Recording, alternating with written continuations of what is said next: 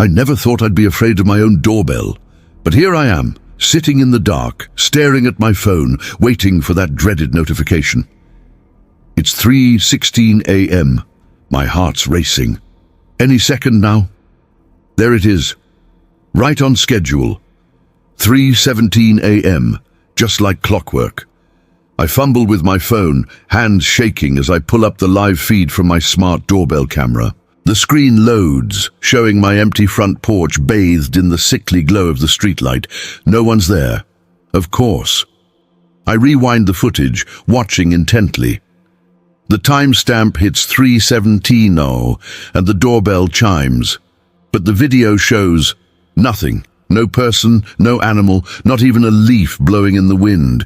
Just an empty porch and a doorbell that somehow rings itself. This all started a week ago. I'm your average guy, living alone in a quiet cul-de-sac. Nothing exciting ever happens here. The most drama we get is when Mrs. Johnson's cat escapes and terrorizes the local bird population. I work from home, so most days I don't even leave the house. It's peaceful, boring even. Last month I decided to upgrade my home security. Just in case. I got one of those fancy video doorbells that records motion and lets you talk to visitors through your phone. It seemed like overkill for this neighborhood, but hey, better safe than sorry, right? For weeks, the only alerts I got were Amazon deliveries and the occasional lost pizza guy. Then came that first night. Tuesday, 3:17 a.m. I woke up to the chime, groggy and annoyed. Who the hell rings a doorbell at this hour? I grabbed my phone, ready to tell off whatever drunk idiot was on my porch. But when I pulled up the live feed, nothing. Just my empty front step. Confused, I checked the playback. The timestamp showed 3:17, and there was definitely a press registered on the doorbell, but the video was completely empty. No visitor, no movement at all. Even stranger, the motion sensor had triggered, but there was zero visual evidence of what set it off. I chalked it up to a glitch. Maybe a bug flew too close to the camera or something. I made a mental note to contact support in the morning and went back to bed, but I couldn't shake this uneasy feeling in the pit of my stomach. The next night, determined to prove it was just a malfunction, I unplugged the doorbell before going to bed. Problem solved, right? Wrong. 3:17 a.m., ding-dong. I sat bolt upright, a chill running down my spine. That was impossible. The doorbell was unplugged. There's no way it could have rung. Heart pounding, I checked my phone. The app showed a new alert, time-stamped 3:17. With trembling fingers, I opened the video. At first, it looked like the night before. Empty porch, no movement, but then a flicker. For just a split second, barely a single frame, something was there. I rewound, slowing the footage down to a crawl. There, a figure, tall, unnaturally still. Its face, God, its face. Elongated, pale, wrong in a way I can't describe.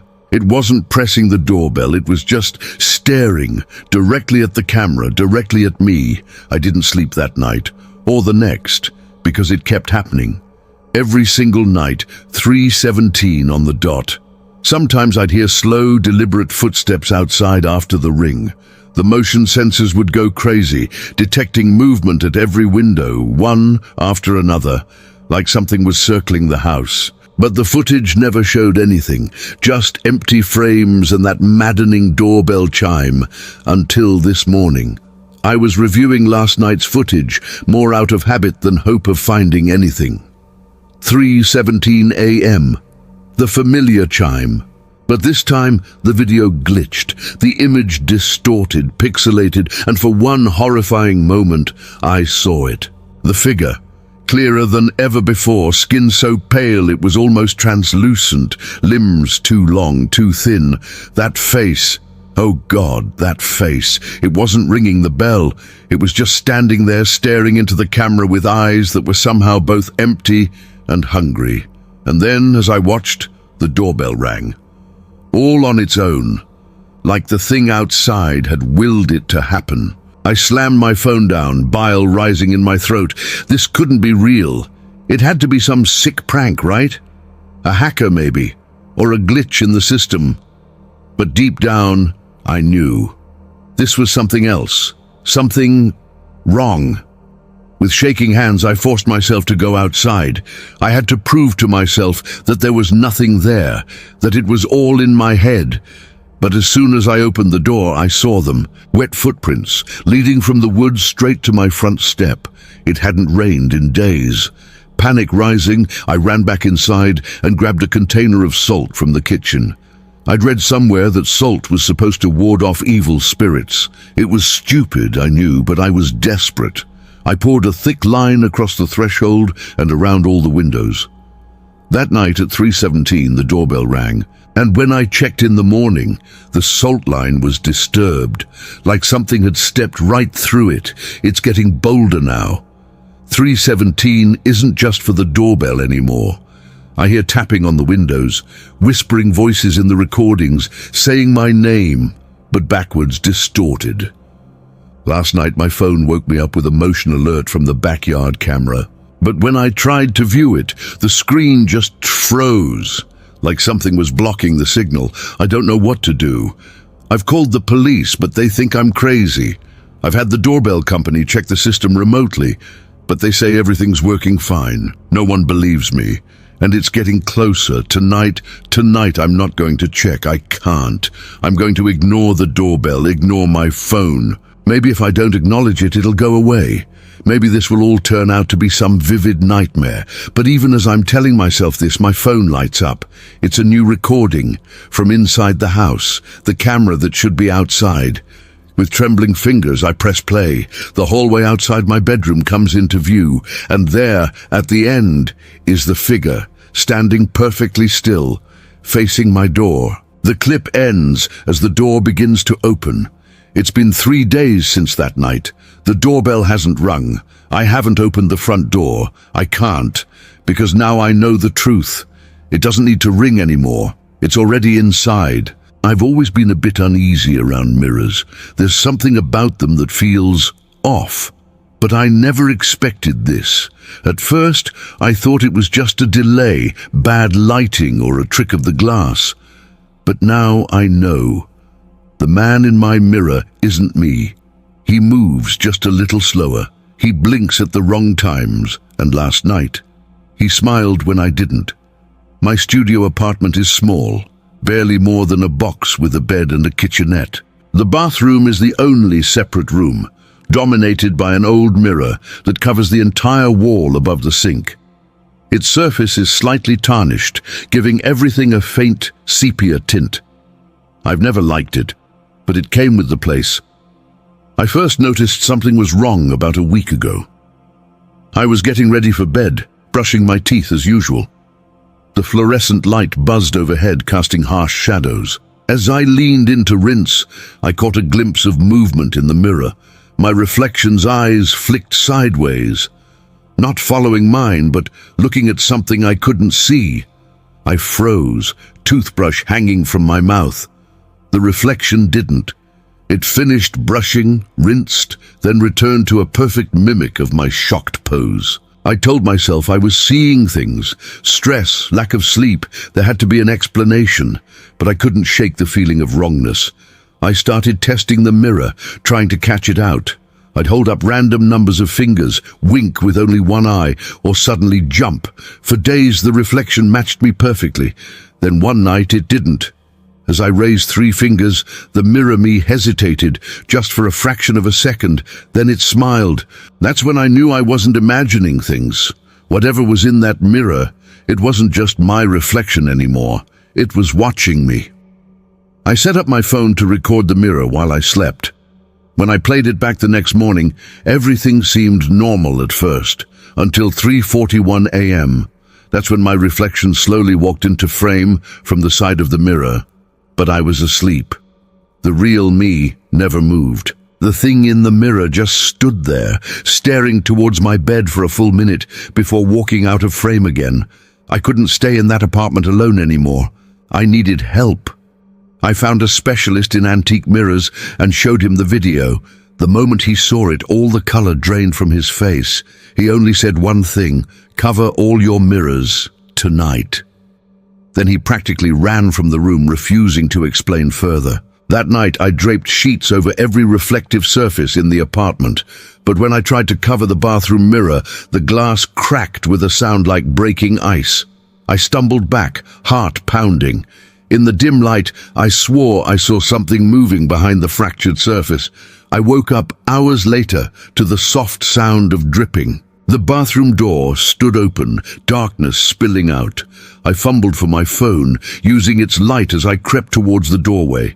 Inside, the mirror was wet. Handprints marked the inside of the glass, as if someone had pressed against it from the other side. Trembling, I reached out to touch it. The surface was warm, and beneath my fingers it pulsed once, like something breathing. After that night, things got worse. The mirror version of me started showing up at different angles, no longer just mimicking my movements. Once, as I stared straight ahead, it turned away completely.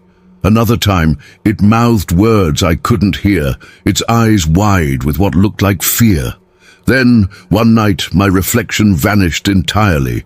The mirror showed only an empty room behind me, a darker version of my apartment, with longer shadows and unfamiliar shapes lurking in the corners. I woke up the next morning with cuts on my hand and shards of mirror glass on the floor.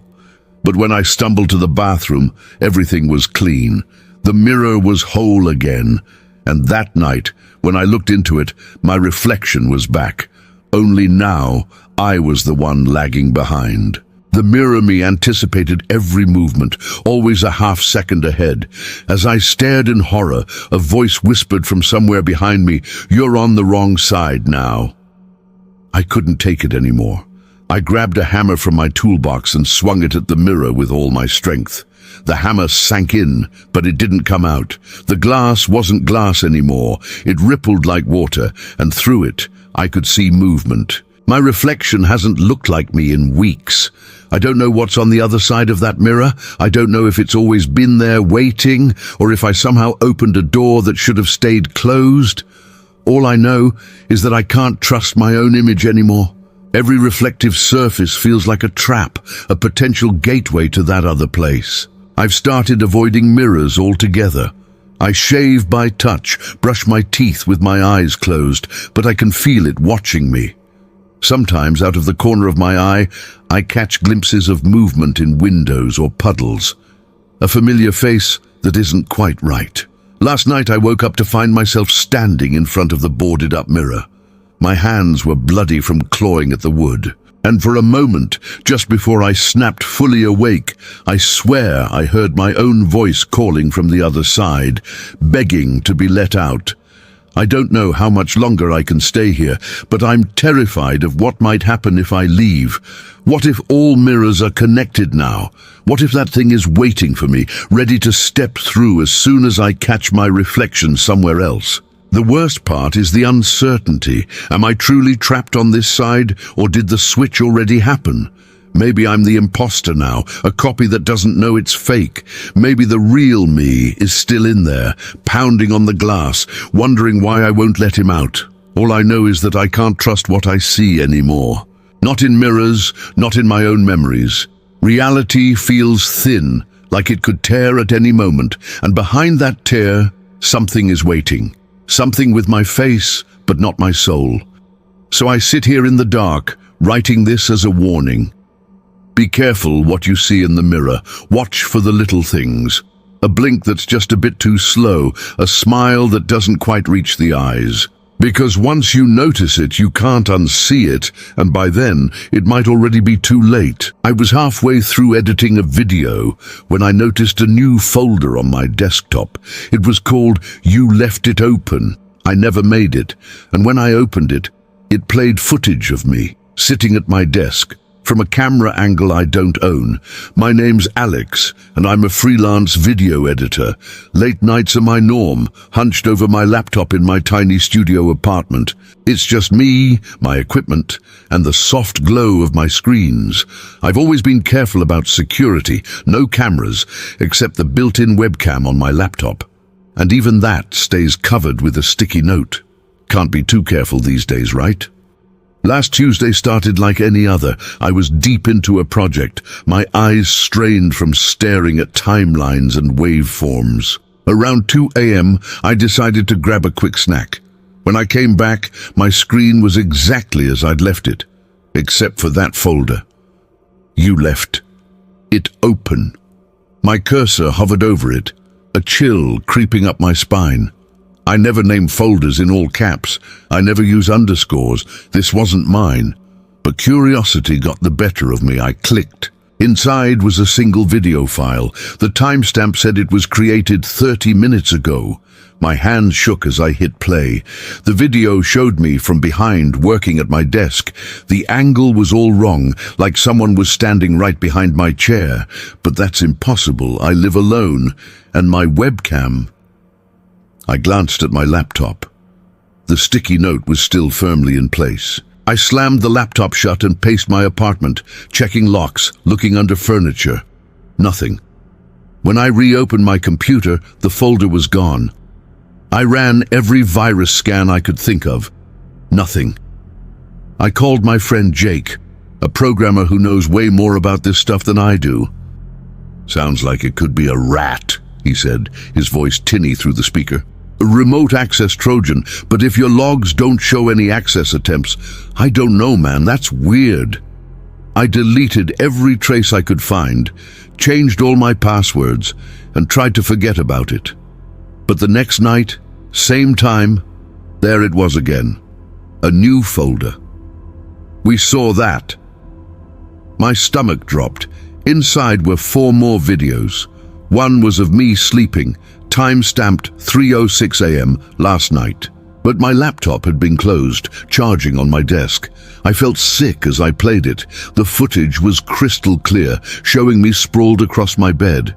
And there, just beyond my bedroom door, was a dark figure, standing perfectly still.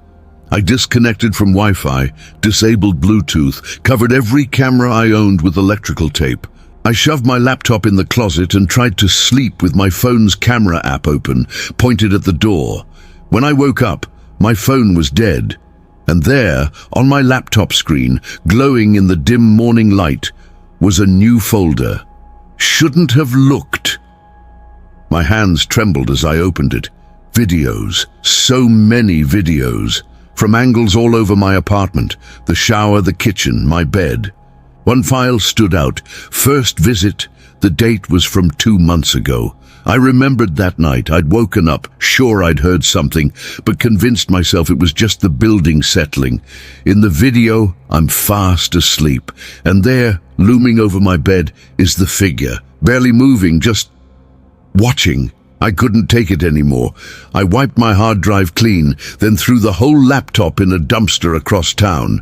I packed a bag and crashed at Jake's place, telling him I had a pest problem in my apartment. For 2 days, things felt almost normal. On the 3rd night, there was a knock at the guest room door. Jake stood there, his face drained of color. "Why'd you send me this?" he whispered. He held up his phone. On the screen was a video of him, sleeping in his own bed, from the same impossible angle, the same dark figure lurking in the corner. It wasn't about the laptop anymore.